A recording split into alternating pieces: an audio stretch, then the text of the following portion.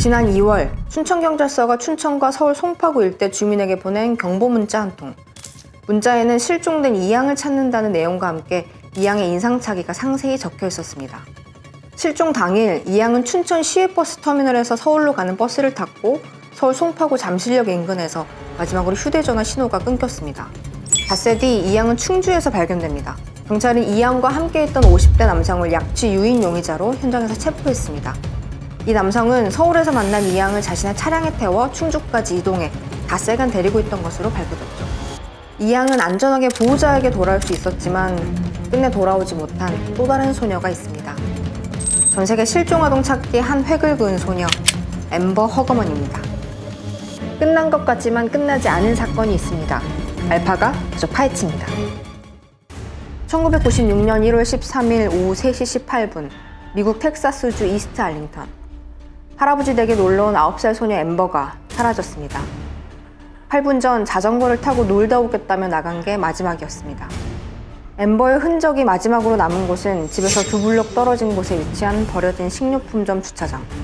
그곳엔 앰버가 끌고 나간 분홍색 자전거만이 덩그러니 놓여 있었습니다. 다행히 현장에는 목격자가 있었습니다.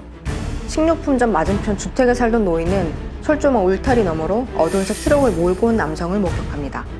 노인은 그가 앰버를 자전거에서 끌어내려 차량에 강제로 밀어넣은 뒤 떠나는 모습을 봤다고 경찰에 신고합니다. 당시 앰버가 비명을 지르며 납치범을 발로 차는 등 완강히 저항했지만 차는 순식간에 사라졌다고도 덧붙였습니다. 특정된 용의자는 검은색 머리, 182cm의 신장, 중간 정도의 체격을 가진 20, 30대 백인 혹은 히스패닉계의 남성.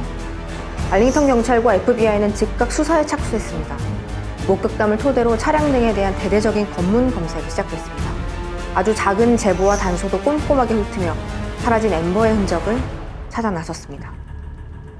그러나 실종 나흘 뒤인 17일 늦은 밤, 앰버는 납치 장소에서 약 6.4km 떨어진 아파트 단지 옆 개울에서 싸늘한 시신으로 발견됩니다. 앰버의 옷은 벗겨져 있었고 몸에는 잔뜩 멍이 들어 있었습니다. 목에는 심하게 메인 상처가 선명했습니다.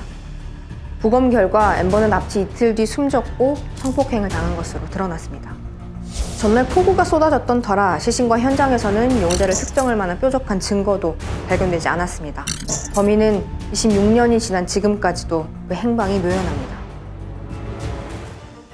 앰버의 사건은 분명 비극적이지만 앰버의 이름이 미국의 역대 아동유괴 피살 사건 중에서도 오늘날까지 회자되는 이유는 따로 있습니다.